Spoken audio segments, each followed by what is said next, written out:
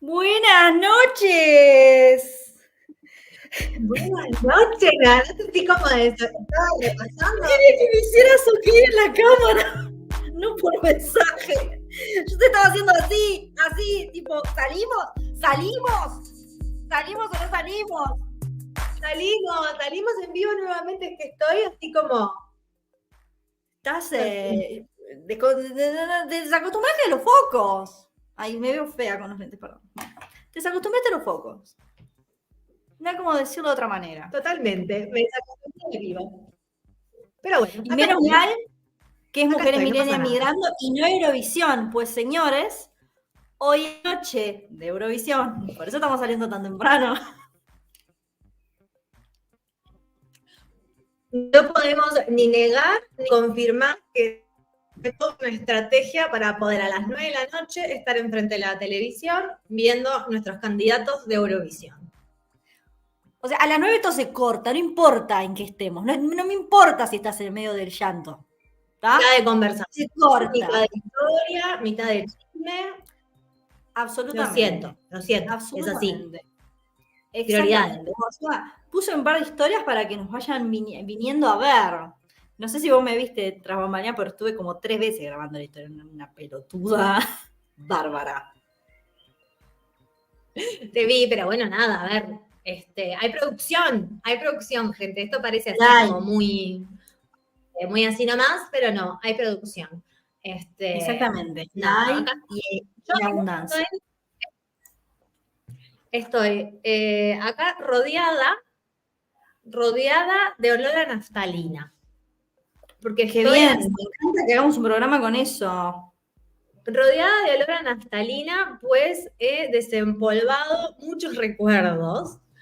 Y me estoy poniendo un poco nostálgica, no sé qué me pasa, eran cosas que no sé, hace años que no veía, y bueno, las tengo acá, a ver qué sale. Mirá si esto te desbloquea, ¿no? Una cosa ahí de adolescente, porque yo lo viví la otra vez con lo de mi diario, ¿entendés? Yo lo viví en carne propia. Entonces, mirá si es lo que te pasa a vos en estos momentos. No, acabo de ver, ya vamos a presentar la temática del día de hoy, pero acabo de ver una declaración de amor, entre comillas, que yo le hacía a mi ahora marido en el 2000, hace 20 años. Estoy comiéndome las uñas por saber todo ese cassette. Hoy podés hablar todo el Spanglish que quieras, pero antes voy a hacer una brevísima mención a nuestra querida Natalie, que hoy me pidió expresamente que le mandáramos un saludo, que nos está sintonizando mientras trabaja, no sé si para o en la embajada italiana. Un abrazo gigante y que me mande la patente. ¿Podrán tener contactos en la embajada? Basta ya, no se agarran, así pasan, así no nos mira nadie, basta ya. Bueno, Mar, llévame a donde me tenés que llevar. Sí. Esto va a ser el propio story time. Yo creo, igual a modo de entrevista, porque bueno, a ver, que estos son muchos años y han pasado muchas cosas, mucha agua ha pasado bajo el puente, pero bueno,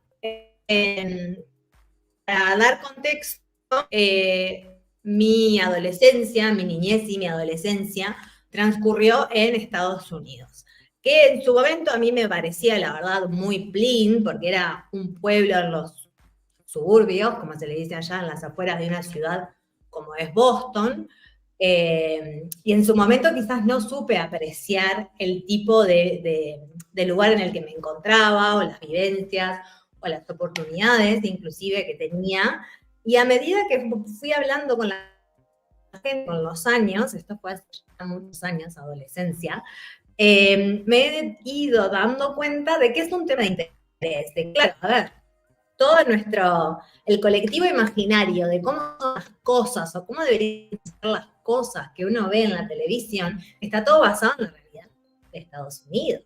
Esa no es la realidad de nuestros países, por lo general. Entonces entiendo que ocasiona mucha intriga o cómo es o qué tipo de vivencias existen cuando uno transcurre todo lo que es el high school, la secundaria, el liceo en Estados Unidos. Entonces, acá estoy yo para darles un recuento en primera mano de cómo fue vivir estos años allá y de qué tan real son las películas. Yo voy ¿Lo presenté bien? este gozo que me acaba de traer la producción. Me acaba de traer Susano, que está por acá atrás. Me trae las cosas. Me pongo acá para que no me retiren la visa. Por favor. Invaluable. Lo presentaste excelentemente, Ma. Bueno. Yo creo que me parece re loco cuando decís que vos no comprendías lo loco que era, porque claramente era tu realidad, pero hablo por mí, y creo que hablo por el público también, que sí, a mí al menos siempre me generó muchísima curiosidad cómo era la vida en Estados Unidos, porque eso, ¿no? Una crece mirando un bombardeo constante, y una como que sueña con eso, una como que sueña con ir a esos liceos, con tener un locker, para poner qué, ni idea. Sueña con todas esas cosas, parece todo tan divertido, tan brillante, todo tan rico, donde todo es tan accesible. Pero eso ahora yo quiero pasar a preguntarte todas esas cosas, porque ya te digo, yo necesito saber también la historia, porque yo me enteré ayer que vos y tu marido se conocieron allá, lo cual se me hace locazo. Porque no es que te casaste con estadounidense, vos te casaste con un uruguayo. Esto y mucho más va a venir en este chisme. Pero bueno, arranquemos. Yo me voy a poner en mi rol de Oprah hoy. No soy Mirta, no soy Moria hoy, soy Oprah. Bueno, Ellen capaz, no sé. No, mejor Oprah, que Ellen es un poco... Está Digo un poco... que no me parece, tampoco me parezco a Ellen, ¿no? Somos estrictos, pero bueno, es lo que les tocó hoy. Viste lo que pidieron por AliExpress, pidieron a Oprah, le llegué yo. ¿Qué tal? Mildis. Quiero que me cuentes, primero que nada, ahí va. Cuando vos eras chica y te dijeron, nos vamos, o sea, vos, ¿qué edad tenías y qué onda? O sea, ¿qué pensaste? Porque yo siento hoy que si me hubieran dicho, yo me hubiera puesto re contenta, porque me voy a Disney. Bueno, a ver, lo diste, yo creo que en el clavo, porque me dijeron que nos íbamos a Estados Unidos y que yo tenía 9 años. Entonces, mi referencia a Estados Unidos era, si bien yo tenía familia, primos en Estados Unidos, mi referencia era Disney. Entonces, yo dije, además, nos vamos para Disney, copado. No era Disney. Llegamos, no era Disney, pero esa fue mi reacción. O sea, como que no fue a los 9 años no vienen tus padres y te dicen, che, vamos a migrar porque estamos en el horno. O sea, la historia es diferente, ¿no? Vamos a visitar a los primos, vamos a Disney y tal. Que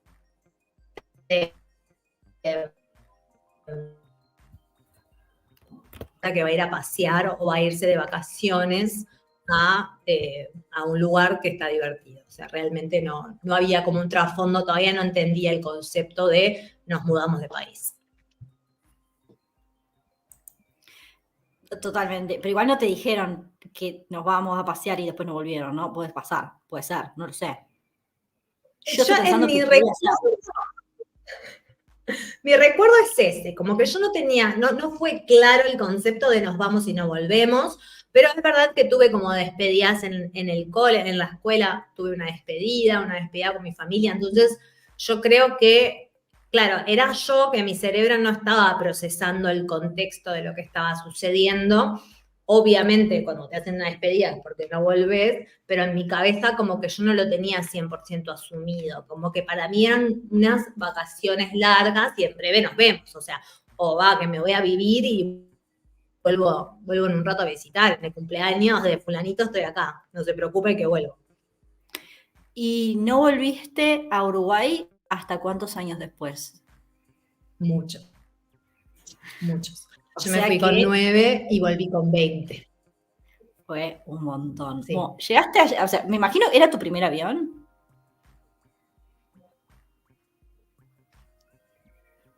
No sé si escuchó lo que dije. Sí. Era mi primer avión, era el primer avión de toda mi familia. Era el primer avión y era en un momento donde, nada, el viaje a Estados Unidos era con muchas escalas. O sea, nosotros paramos en Lima, en Chile, hubo otra parada en el medio, no me acuerdo bien cuál, y después llegamos a Nueva York, porque en ese momento no habían vuelos directos a Boston, o vuelos con destino a Boston, y fueron vuelos con mucha turbulencia. No fue una buena experiencia. O sea, yo recuerdo haber quedado muy traumada de no volverme a subir un avión y mi madre... 97. Claro, medio que se podía hasta fumar adentro del avión, si querías. Sí, era mucho tema. A ver, no soy tan vieja, a veces se podía fumar adentro del avión, pero bueno, ahí, pegando en el palo, yo creo que sí. Bueno, y llegaste allá y enseguida fuiste a la escuela.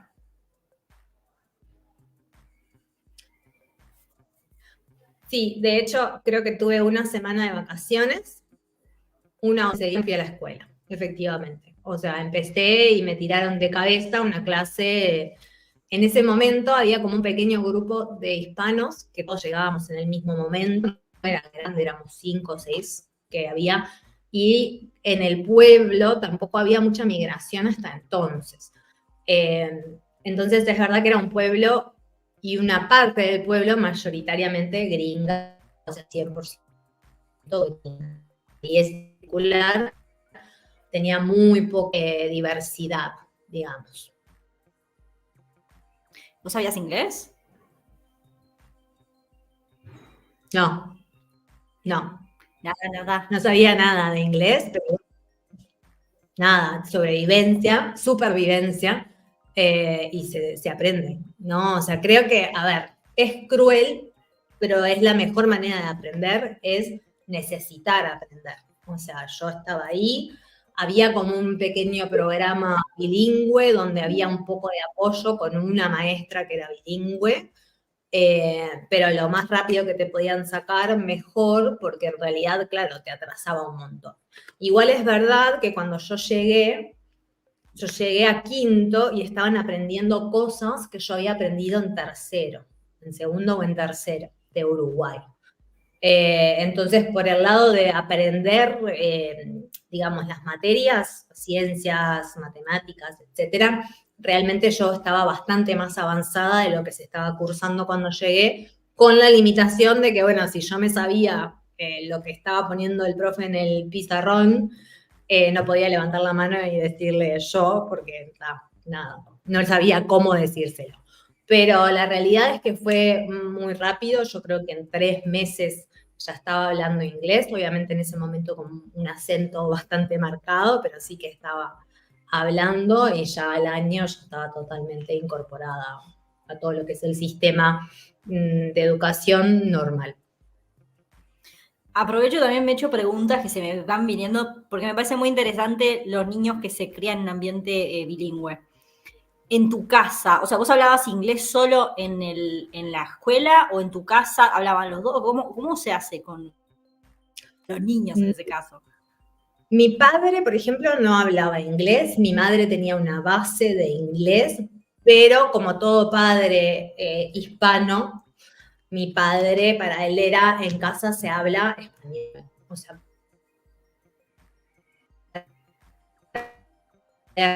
porque bueno, mis primos se habían ido muy chicos a Estados Unidos y es verdad que a muchos de ellos les costaba hablar español. O sea, se sentían mucho más cómodos hablando en inglés.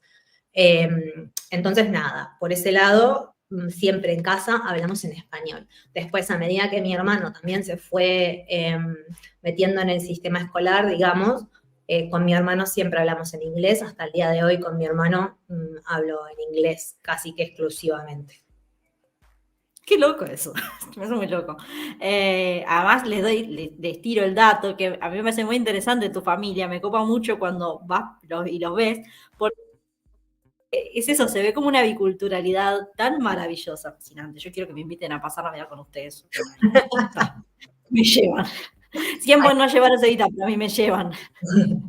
Hay mucha diversidad, es verdad que está bueno Porque al final aprendes a aceptar mucho de las diferentes culturas, porque aparte en Estados Unidos no hay solo estadounidenses como tal, o sea, o gringos, como les queramos llamar. Entonces es verdad que, bueno, muchas de mis primas tienen novios o tuvieron novios que eran o puertorriqueños o dominicanos, brasileños, tenemos muchos brasileros, dos de mis primos están casados con brasileras, entonces como que se genera una diversidad que no es muy común, por ejemplo, cuando estás en familia en Uruguay. En Uruguay somos casi todos uruguayos. Ahora hay un poco más de diversidad con las recientes migraciones, pero no se da tanto. Entonces sí que es verdad que cuando lo ves de afuera me parece que está bueno, o sea, aprendes a integrar un montón de diferentes culturas. Cuando arrancaste la escuela, vos cuando llegaste allá, claro, era escuela mismo, ¿no? Yo sé que es medio distinto, pero en resumen era escuela. Sí. ¿Cuáles fueron así? Me imagino que las diferencias tienen que haber sido abismales. Aunque fueras, no sé si vas a privado o público ya en Uruguay, pero tiene que haber sido abismal, ¿no? O sea, ¿cómo fue ese shock y qué cosas te sorprendieron? No sé, yo me imagino como que, o sea, yo de grande, de pelotuda, pasando por enfrente a escuelas en Estados Unidos me parecía lo caso, no me imagino estar ahí viéndolo. No, son unas infraestructuras pelotudas, enormes.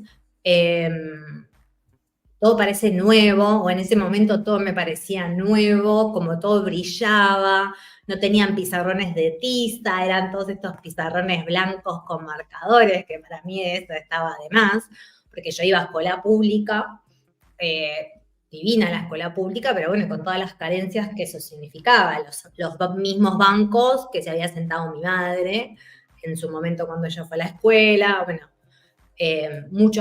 la mayoría de los materiales te los dan en la escuela, no tenés que llevar materiales de tu casa, tenés tu cartuchera, pero bueno, la mayoría te los dan ahí.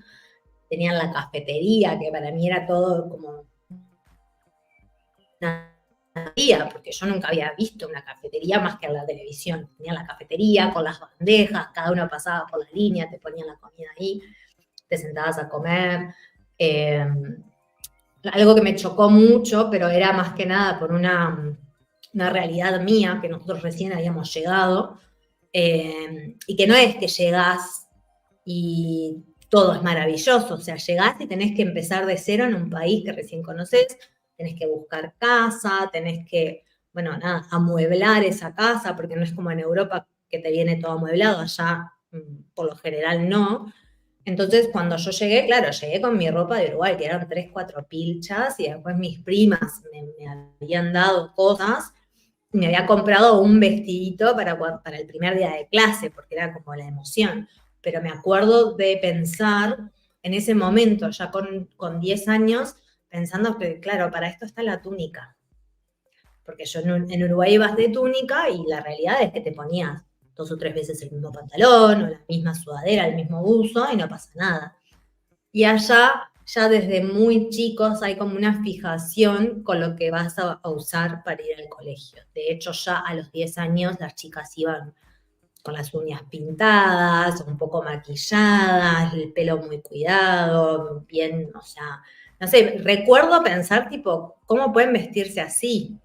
Después fueron hábitos que yo fui adquiriendo con el tiempo a medida que nos fuimos acomodando también, pero el primer año, los primeros 2 años era como muy inalcanzable esas imágenes para mí y me acuerdo claro de pensar tipo lo bien que se hace en Uruguay de tener túnica, de como igualar a todos, ¿no? Porque obviamente no todos tenemos la oportunidad de ponernos una pilcha nueva o ropa diferente todos los días para ir al colegio. 2 preguntas al vuelo. ¿La comida te la cobran? Se me hace una pregunta chota, pero no lo sé. No, depende de los ingresos de los padres. En ese caso es igual, por ejemplo, ahora en España, que yo estoy viviendo acá, es igual. Depende del ingreso que tenga el padre y la madre o la familia, el núcleo familiar, si podés acceder a un almuerzo gratuito, almuerzo y desayuno es gratuito, o si tenés que pagar en ese momento, hace mucho tiempo atrás, eran 75 centavos de dólar, que tampoco era un montón. O sea, por más que lo tuvieses que pagar, en ese momento tampoco era mucho dinero. La realidad es que la mayoría acceden al almuerzo gratuito. Y después, esto que me hablas de la ropa, que yo me imagino, o sea, profundizaremos después en este tema, pero imagino que es todo así como muy superficial, o sea, como que el consumo debe ser sumamente exacerbado, porque obviamente todo es como más fácil de acceder. Ya nomás, nosotros acá en Europa lo vemos, que es mucho más fácil acceder a las cosas. Es un acceso constante a las cosas lindas, copadas, divertidas.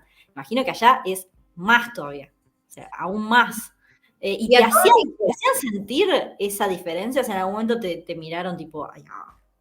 Sí, al principio sí, yo creo que tuve como varios episodios de bullying, en ese momento no lo reconocía como tal, pero sí que estaba bastante marginada al principio y me llevaba más que nada con estas 4 o 5 personas que eran emigrantes igual que yo y más o menos teníamos el mismo contexto familiar y la misma situación. Y era muy difícil claro, también hay que pensar que eran niños de 10 años para los cuales que no entienden que vos estás ahí, no porque querés, sino porque tus padres te trajeron, que de repente vos en tu país eras recopada y tenías tremendo grupo de amigas, y ahora, claro, no te podés comunicar tampoco con ellos. Para ellos es raro que vos no sepas inglés, tipo, ¿por qué no sabes inglés? Todo el mundo sabe inglés. Con 10 años es difícil, yo hoy por hoy lo veo, reconozco que eran episodios de bullying porque ahora conocemos el concepto de bullying, pero a la misma vez también entiendo que a esta edad, no lo justifico en ninguna otra instancia, pero a esa edad y en este momento, porque no estamos hablando de ahora donde hay migraciones masivas, era un momento donde había, pero era muy como a cuentagotas, como íbamos llegando, no era normal. No era normal para ellos. Yo era totalmente un outsider. No entendían cómo interactuar conmigo tampoco. ¿Recordás, así para quedarme en la niñez y después ya pasar a la adolescencia? ¿Recordás así como momentos no, obviamente momentos Disney no, pero, o sea, cosas, de haber hecho cosas, o tenés así como recuerdos de estar haciendo cosas como puramente americanas? Tengo 2 recuerdos y mi marido se ríe mucho de mí, de estos recuerdos, y creo que mis amigos también, pero yo no, el concepto de ir a McDonald's para mí no era un concepto común en Uruguay. De hecho, McDonald's no había abierto mucho antes de yo irme, y era muy caro. Entonces yo me acuerdo que había ido una vez a un cumpleaños de una amiga y para mí era flipante, pero no era algo, o sea, yo no lo tenía como algo normal. Y me acuerdo que ni bien aterrizamos la primera comida, claro, de carretera teníamos que ir de Nueva York a Boston, que son como 4 horas en auto, y parás en McDonald's, como parás en cualquier lado. Y me acuerdo que me pedí o sea, me dijeron, pedite lo que quieras. Y eso para mí ya era tipo, me pido lo que quiera. ¡Es tu cumpleaños, boluda! ¡Es re divertido esto! O sea, era llegar y se estaba volviendo realidad la percepción que yo tenía de Estados Unidos, que era tipo la bonanza total. Acá almuerzan, desayunan y cenan en McDonald's. Y me pedí un oro. que para mí era una cheeseburger, una hamburguesa con queso y unas papas fritas X.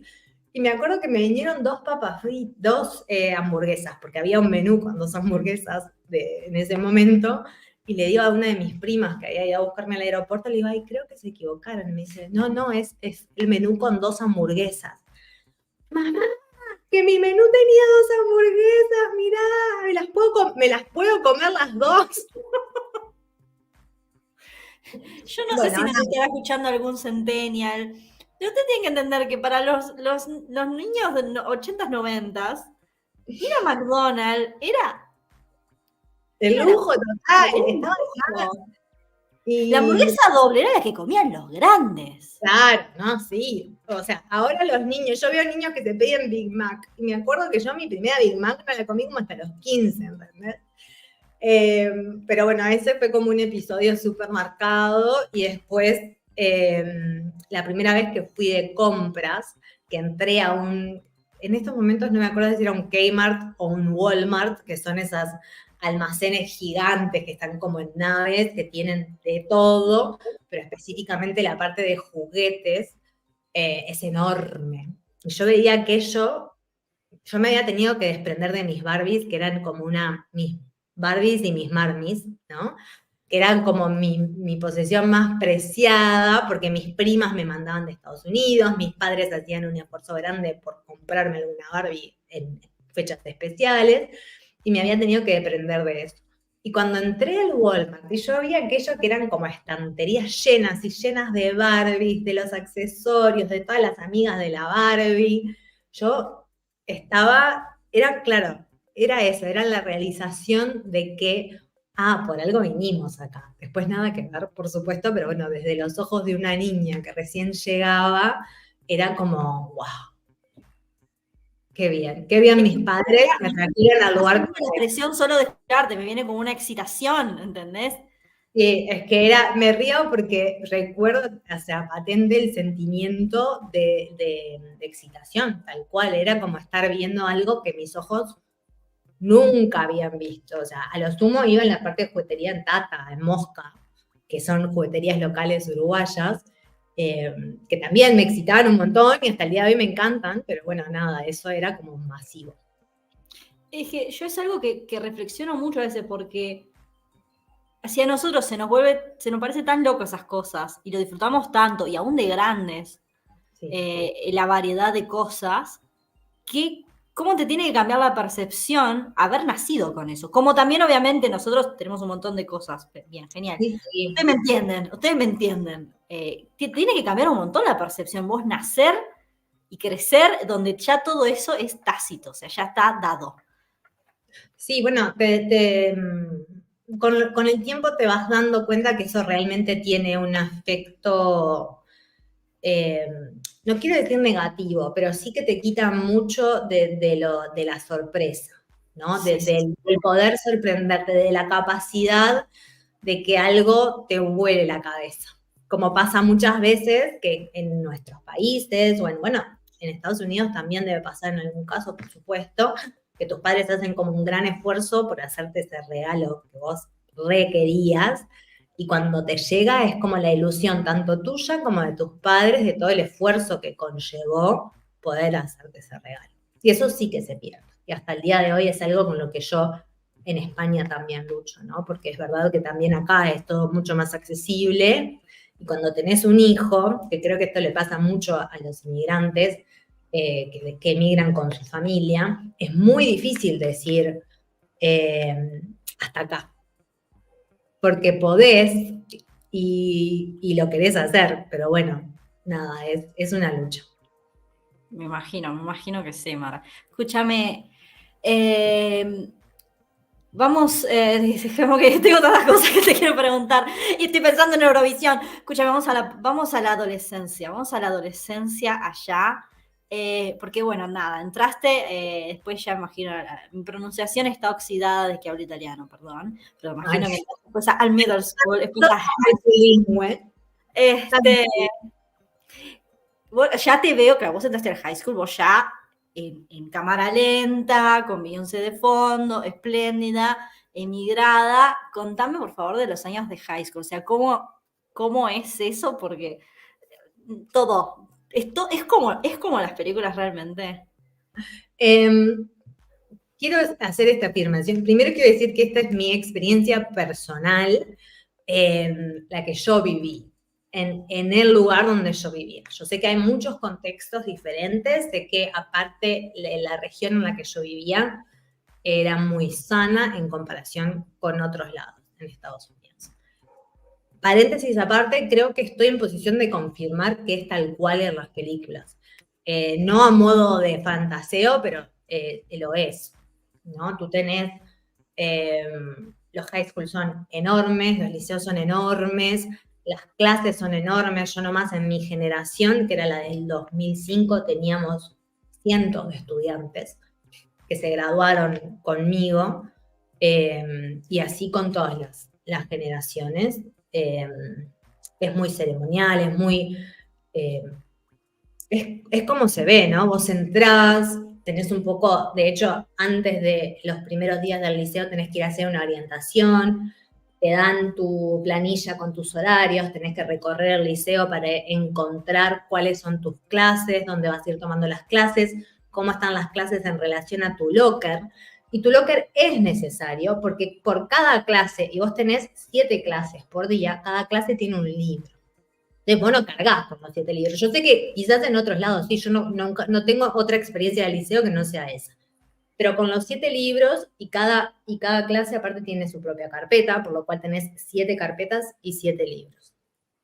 No los usas todos. Entonces queda todo en el locker y vas sacando, o sea, de repente 2 o 3 clases te quedan cerca, sacás los libros para 2 o 3 clases, volvés, las guardás, sacás los otros y así, aparte de tu mochila. ¿No te la llevas a tu casa para hacer los deberes?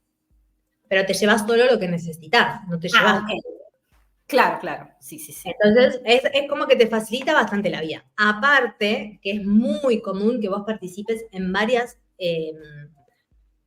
extracurriculares, digamos, en algún deporte, en algún club de ciencias, de matemáticas, de lo que quisieras. Entonces siempre tenés como tu cambio de ropa, para hacer gimnasia te cambiabas de ropa también, entonces siempre tenés cosas que dejar en tu locker, no faltan. Y más si sos una adolescente, mujer, te empezás a maquillar. En mi caso, por ejemplo, mis padres no me dejaban ir maquillada al colegio, entonces yo tenía mi maquillaje escondida en el locker, me maquillaba ahí. Y eso pasaba con muchas chicas, ¿no? Muchas chicas teníamos como de repente ropa un poco más jugada o maquillaje en el locker, entonces vos llegabas temprano y te ibas a maquillar, porque aparte no podías no ir, a ver, había de todo, pero la norma, digamos, el medio era, ibas maquillada al liceo, o sea, entrábamos primera clase 7 y poquito de la mañana, 5 de la mañana, pasándote la planchi, dejándote las cejas finas, porque era de la época de las cejas muy finas. Early 2000. Muy, muy finas. El pantalón muy bajo.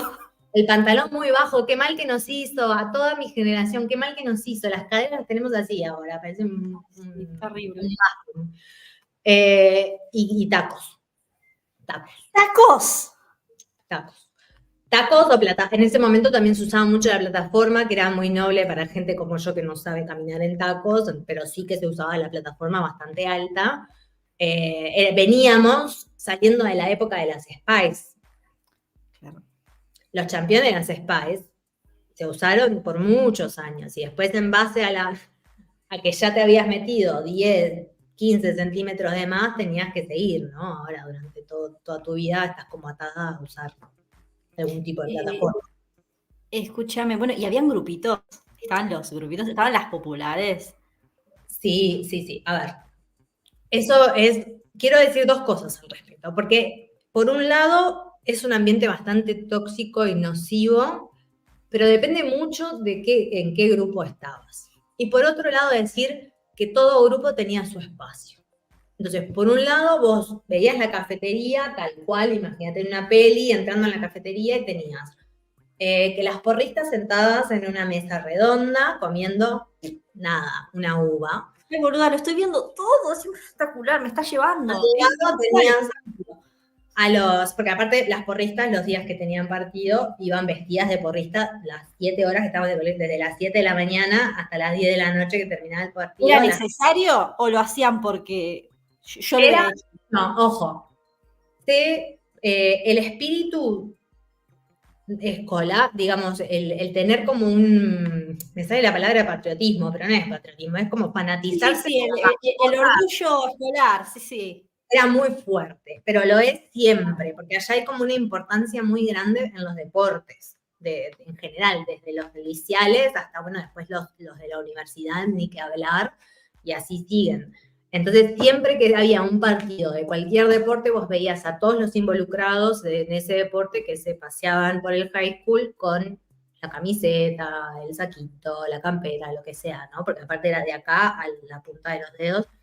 En este caso éramos los Blue Devils, entonces todos de azul. Caras pintadas, todo.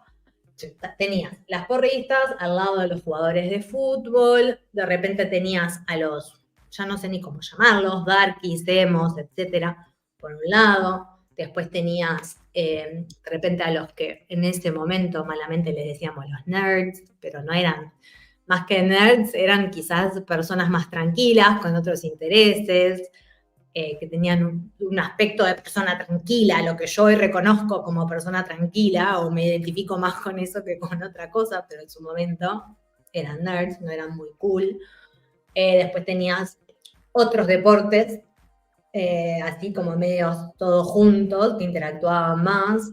Y después tenías los hispanos. Dentro de los hispanos tenías los hispanos más jodidos, los que se peleaban en los pasillos, y los hispanos X como yo, que nada, pasábamos ahí un poco con los gringos, un poco con los hispanos, porque nos intentábamos camuflar, pero nada, sí, era tal cual eso. Pero como te digo eso, te digo que también tenías el club de arte dramático, por ejemplo, que montaban unos musicales que parecían Broadway. ¡Ibas! Claro, no exagero, estaban buenísimos. De hecho, mi hermano participó del club de drama y era fantástico. O sea, todo desde la vestimenta, los escenarios. Había gente que se dedicaba después de la escuela específicamente a construir escenarios y escenografías. Y era buenísimo. Si te gustaba el deporte, podías participar de cualquier deporte. O sea, que no tenían un coste adicional, después quizás el costo de lo que era la vestimenta, pero más allá de eso, siempre podías participar. Club de arte, club de ciencias, club de matemáticas, club de libros, como que había para todos. Si te querías integrar, si estaba en vos y querías hacer algo, lo podías hacer. Y pasabas un montón, entonces pasabas todo el día ya. Sí, como de 7 de la mañana a 2 de la tarde era como el horario más habitual y después empezaban las actividades after school, que eran de las 3 en adelante. O sea que bien te podías pasar de 7 de la mañana a 7 de la tarde en el predio tranquilamente. ¿Vos qué hacías? Yo no hacía mucho porque también otra realidad que se da mucho en Estados Unidos es que a partir de los 14 podés trabajar. No puedes trabajar un horario, no puedes meter 40 horas, obviamente, pero sí puedes trabajar horarios limitados. Entonces, yo elegía, por ejemplo, había un club que era de hispanos, que fomentaba todo lo que era la cultura, las tradiciones, etcétera. Entonces participaba en ese club, hice voleibol también un par de años, pero después me dediqué un poco a las horas que podía trabajar después del cole, las trabajaba. Eran 4 o 5 horas diarias que podías trabajar. Y los fines de semana podías hacer un poco más. Entonces, nada, empecé a trabajar en Burger King. Amo, la experiencia completa. Sí. Fue muy... Estuvo bueno. Todo eso no lo veo mal. Es algo que veo mal quizás en otros países que no te permitan. Creo que también es por porque tampoco hay tanto trabajo quizás, pero me parece bien eso de fomentar desde temprano una responsabilidad o tener tu propio dinero, tus ahorros, o poder ayudar en tu casa si se necesita. No me parecía un mal plan. La verdad que siempre me gustó, te da una independencia importante, porque allá también a partir de los 16 puedes manejar. Entonces, para manejar tenés que tener un auto. Entonces era algo que también recuerdo que me voló mucho la cabeza, era ver gente llegar al liceo en auto. ¿Te llevaba el auto a vos, el bus? Claro, yo los primeros años me tomaba el school bus, el amarillo de toda la vida. ¿Te vas a buscar por tu casa? ¿O por dónde pasa? ¿Cómo sabes dónde ir? Porque se te asigna, ¿no? Te toca el bus tanto, el autobús X, que pasa por X esquina. Entonces, es verdad que también es súper interesante la experiencia. Y nada, está bueno porque, bueno, nada, tenés transporte, no dependés de tus padres, que muchas veces es en horario laboral. Y tampoco tenés acceso a caminar a las escuelas o a los liceos y no hay transporte público. Estamos hablando de un pueblo, ¿no? Seguramente en otras ciudades sí. El transporte público es un bondi cada 3 horas, digamos, y caminar medio imposible porque no hay veredas. Porque como la gente no camina, no hay veredas. Entonces tenías el bus. Y después ya mis amigas empezaron a manejar, mis primas también, me pasaban a buscar en auto, pasábamos a comprarnos un café re grandes, ¿no? Nos creíamos súper copadas. Y después llegábamos al liceo media hora tarde, con el cafecito. Ay, perdón, no llegué con el café en la mano. Starbucks. Starbucks siempre fue muy caro, de hecho lo sigue siendo hasta el día de hoy. En toda la parte del noreste de Estados Unidos se consume mucho Dunkin' Donuts, porque es de ahí, es originaria de ahí, y era muy accesible. Amamos el Dunkin'. Amamos. Esa era la franquicia que elegí. Exacto. Maravilloso. Cada uno elige su propia droga. Y ustedes eligieron bien. Bueno, después, hay tipo las fiestas, a ver, por ejemplo, el Halloween. ¿Cómo es? Es tipo, decoran todo, salís a buscar caramelos, hacen fiestas y vas disfrazada de cosas sexys. Bueno, sí, a ver, depende de la edad, ¿no? Pero sí, ya no tanto, estoy viendo en mis notas y mis imágenes, pero ya no tanto. Antes, es verdad, durante los 90 y el principio de los 2000 era muy, muy heavy el tema de la gente pedía horas decorando sus casas por fuera para todos los goles, todo lo que sea Halloween, Thanksgiving, el Día de Acción de Gracia, Navidad, es como muy exuberante. Después ahora ya no se decora tanto. Es una tradición como que se va perdiendo, que es una cagada, la verdad, porque está re lindo. De hecho, una de las actividades que hace todo el mundo es salir en el auto a pasear a ver cómo están decoradas las casas. O sea, hay muchísimo para hacer en los pueblos. Pero sí, es tal cual. Eso sí. Y había muchas fiestas, había mucho trick or treating, dulce o travesura, creo que es.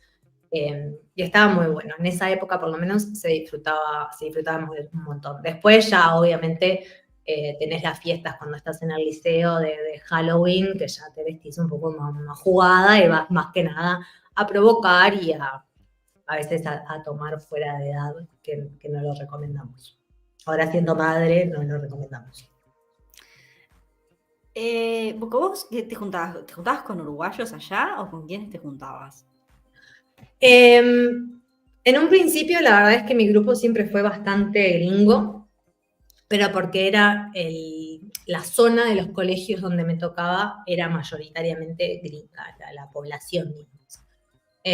Después empecé como a ver, a escuchar en los pasillos de repente gente que iba llegando, porque empezó a llegar el 2000, 2001, 2002, que fueron años como muy bravos en Uruguay, obviamente, y ahí sí que empezaron a llegar uruguayos, y estuvo bueno, fue como una experiencia nueva, porque los chicos que llegaban de adolescentes. Yo me fui de niña, y bien, de repente la diferencia entre llegar a los 10 y llegar a los 14, hay una diferencia grande en las experiencias que ellos ya habían vivido, que a mí en Uruguay no me habían tocado vivir. Por ejemplo, toda la época de la cumbia esta que estaba Chocolate, Cumanacao, toda esta gente que salió como en una época muy específica, que se disfrutó un montón, que hasta el día de hoy vas a cualquier casamiento, fiesta uruguaya y se toca, yo me la perdí. Entonces, los que iban llegando y de repente yo en ese momento no me juntaba con ellos porque no los conocía, pero alguien les decía, ay, fulanita es uruguaya también, y ellos se acercaban y empezábamos a hablar. Claro, me mostraban cosas que para mí eran ajenas completamente, ya como que me había despojado de mucha de mi uruguayidad, digamos, pero porque era muy chica. Entonces después ya cuando fui buscando gustos en la vestimenta, a la hora de escuchar música, a la hora de mirar la televisión, en lo que sea, ya no tenía nada que ver con Uruguay. O sea, yo escuchaba mucho punk rock y juraba que era rockera. Después me presentaron la cumbia y me encantó también, pero bueno, nada.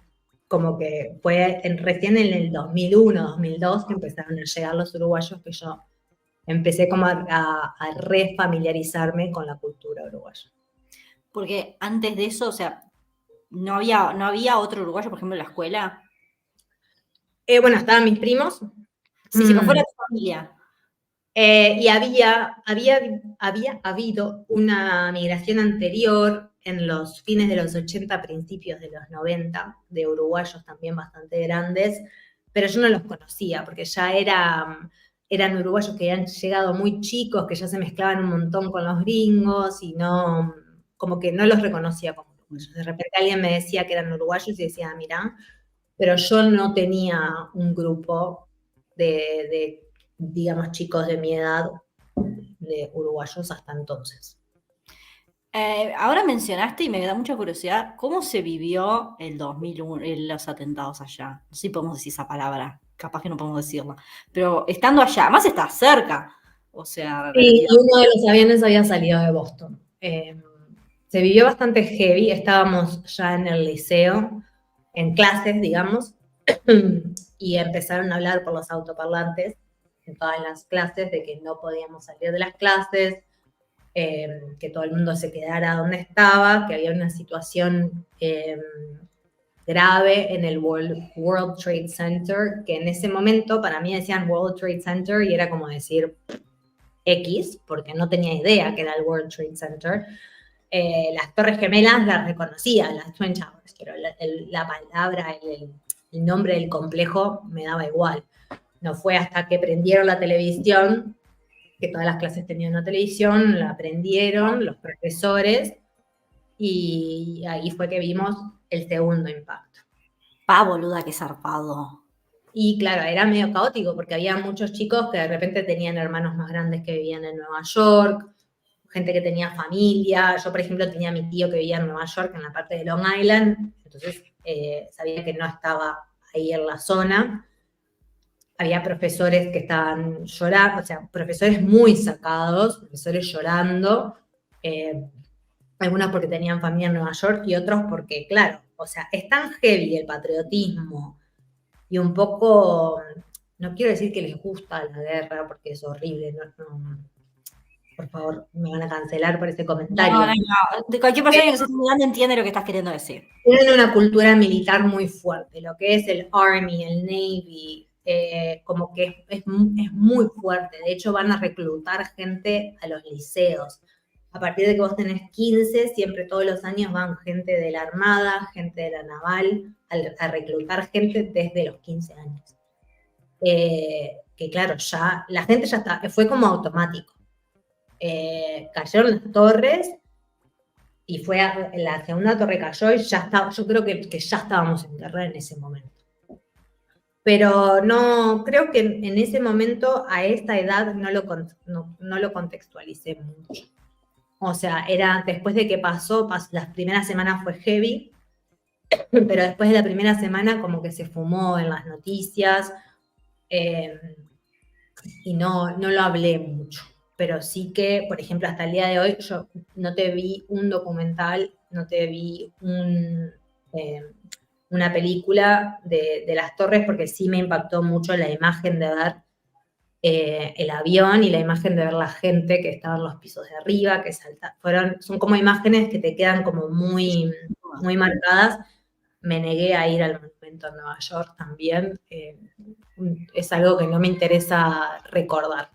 No que no haya sido horrible, y lo reconozco, pero no es algo que me interese a modo de entretenimiento ponerme a mirar algo relacionado a eso. Bueno, vos hablabas mucho de que uno ve Disney, ve un montón de cosas, bueno, pero después no es tan así. O sea, hablame de ese otro lado de vivir allá, el lado B de que haya McDonald's por todos lados. Bueno, a ver, te puedo hablar desde el punto de vista de una familia o de una persona que emigró. Obviamente no creo que los americanos piensen igual que yo, pero creo que todo en exceso es malo. Todo en exceso va perdiendo valor. Entonces creo que se vive a veces como en la rueda de hámster, ¿no? Como que siempre está buscando algo más grande, algo más nuevo, algo más caro. Y claro, el consumismo es así, y como que nunca llegan. Tienen como el estándar de que el mejor auto, la mejor casa, las mejores vacaciones, y es todo muy superficial. Esto es mi opinión, habiendo vivido ahí y habiendo participado de exactamente lo mismo, de querer tener la última moda, el último auto, la última tele, todo, ¿no? Y ahora lo veo de afuera y lo veo como muy superficial. Y luego, bueno, el tema de la comida rápida no es noticia para nadie, que por algo tienen el porcentaje de obesidad mórbida que tienen, porque no es que hay muchos gordos, hay muchos obesos que ponen en riesgo su vida todos los días, ¿no? Pues eso también, el tema de la alimentación en Estados Unidos es muy controversial, hay muchos documentales al respecto, no lo voy a hablar. Y después, desde el punto de vista de migrante, Estados Unidos es un país muy poco grato con los inmigrantes, ¿no? Es un país que no reconoce el aporte de los inmigrantes a las comunidades, que le cuesta mucho, al menos, y no es un país que te da la oportunidad de legalizarte por vías válidas, digamos, porque trabajaste, aportaste tus impuestos desde que llegaste, porque fuiste un buen ciudadano, porque has demostrado arraigo en el país, como pasa de repente en otros países acá en Europa, que tiene que ser caso a caso, y lo entiendo, es un país que recibe muchísima migración, obviamente, uno de los que más recibe en todo el mundo, y no pretendo hacer apología a la migración ilegal, pero es un país que le hace la vida muy difícil a los inmigrantes, casi que cruel, ¿no? Porque saben quién sos, porque tenés que aportar impuestos, saben dónde estás, te dejan casi que participar de todo, pero no podés salir del país, no podés manejar, estás como en una jaula de oro. Entonces, para el inmigrante ilegal en Estados Unidos la vida es muy poco grata, y todo lo que es brillantina al principio, todo lo que es el consumo, como que se esfuma bastante rápido y pasás a vivir una vida a veces un poco falta de sentido. Sí, porque al final estás en esa vuelta y es ¿para qué? Porque, bueno, viste que bueno, por lo menos estaban todos juntos, ¿no? De que tenían la familia, entonces tenías a tu padre, a tu hermano, pero cuando estás separado, cuando estás solo, realmente es como lo describiste, una jaula de oro.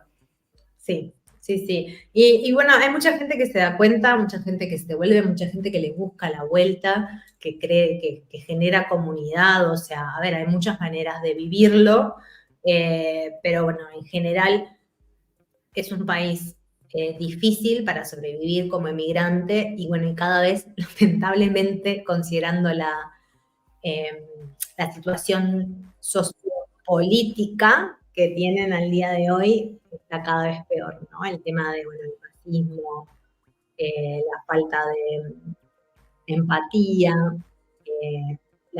cómo se exacerba la violencia. Está muy difícil, muy difícil. Es todo más. Lo lindo es más lindo, lo brillante es más brillante y lo malo es más malo. Estoy pasando en Eurovisión, pero quiero seguir 2 horas, ¿entendés? Natalia acá nos pregunta por el baile de graduación, si vamos a la prom, y además nos llegó una pregunta muy interesante de un querido amigo mío que también vive en Estados Unidos, y me preguntó si hiciste ya te digo, ¿vos lo tenés ahí? Ya te digo. La pledge o algo, yo creo que es, no sé, no, decime vos qué, porque capaz que lo que yo estoy pensando que es. Hacías el Pledge of Allegiance. Sí. ¿Qué Pledge es? of Allegiance. El Pledge of Allegiance to the flag, hacia la bandera, es algo obligatorio todas las mañanas. Como se ve que todas las casas en Estados Unidos tienen su bandera colgada afuera, todas no, pero bueno, una gran mayoría, especialmente si vivís en un pueblo en Massachusetts.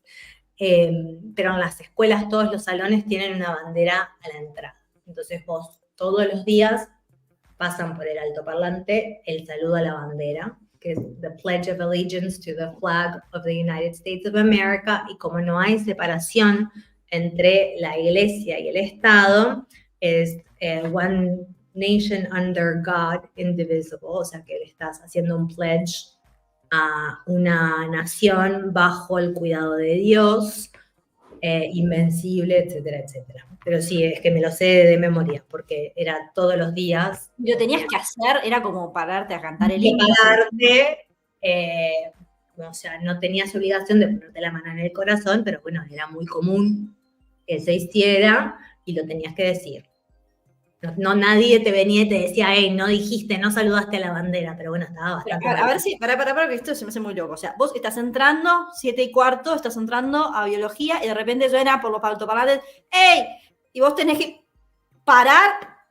Can you see? ¿Así? No, el himno no, pero el sí, este saludo, exacto. Vaya. Miedito. Es que no lo veía, la verdad que lo veía como común, no sé, no me había, ahora claro que me hace acordar esto, amigo. Me da un poco de miedito. Es muy raro, pero bueno, fomenta el patriotismo y eso de la bandera, ¿no? Eso de, soy estadounidense y nada, es heavy, eso sí que es heavy, ¿no? El patriotismo que se tiene a la bandera, a lo que es no es la cultura, porque ni siquiera es a la cultura, pero es como es una oda a la superioridad de lo que es los Estados Unidos de América. A la gloriosidad de los Estados Unidos y a su supremacía completa. Claro, sí, es casi una arrogancia, ¿no? Para mí el patriotismo estadounidense, no siempre, hay mucha gente que se mete en el Army o en el Navy con muy buenas intenciones, pero hay cierta arrogancia tras el patriotismo. Opinión personal.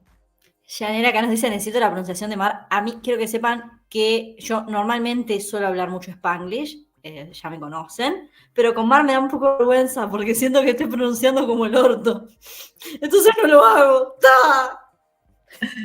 No, a mí, claro, al ir tan chica, es verdad que por suerte, y algo que me ha ayudado mucho en la vida, la realidad, es que no tengo acento cuando hablo inglés, porque bueno, nada, lo hablé desde muy chica, todo el tiempo, todos los días, por muchos años, y después cuando llegué a Uruguay, me dediqué siempre a trabajos que requerían que hablara inglés todos los días, entonces estoy como en contacto con el idioma todos los días, no he perdido vocabulario, que también está muy bueno, y es que si yo tengo que decir, bueno, me quedó esto de Estados Unidos, es el hablar inglés de forma fluida, porque te abre muchas puertas. O sea, creo que en Europa, Eri, vos lo sabés, muchas veces el idioma te abre muchas más puertas que un diploma.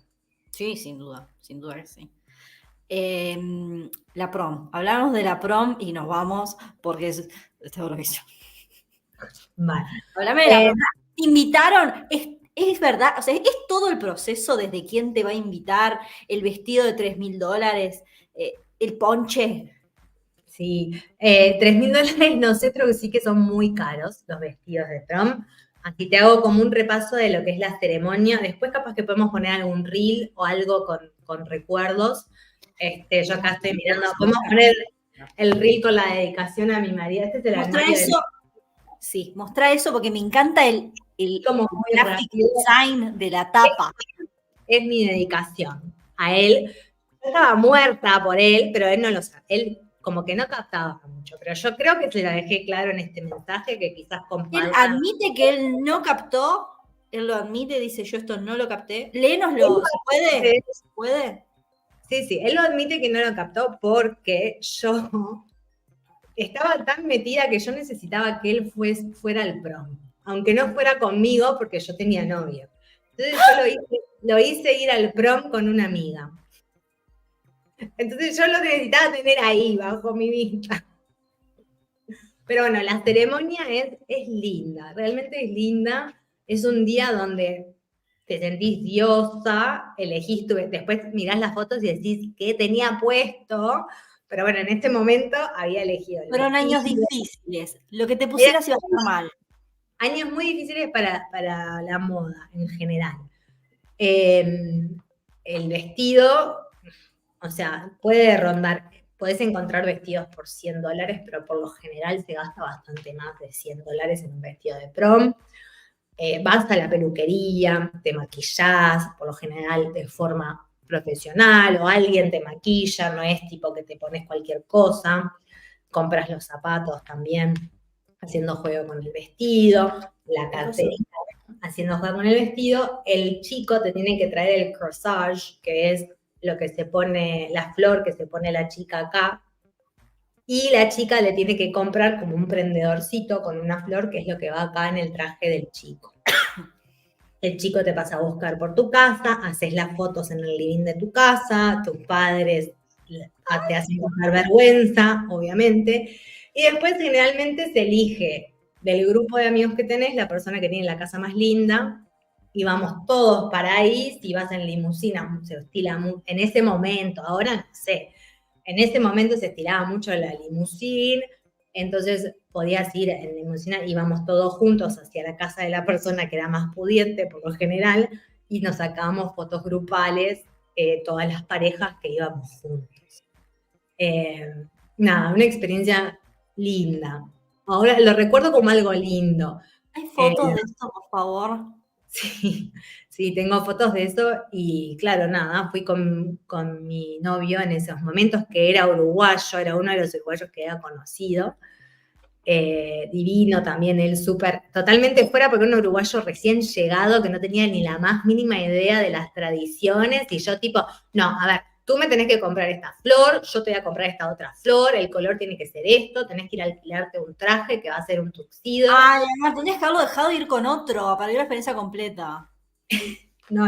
Yo estaba en ese momento muy metida y yo quería que él viviera también esa experiencia porque no lo iba a vivir de otra manera. Y lo pasamos súper bien. Después te sacás la foto tradicional del prom, posando con tu pareja.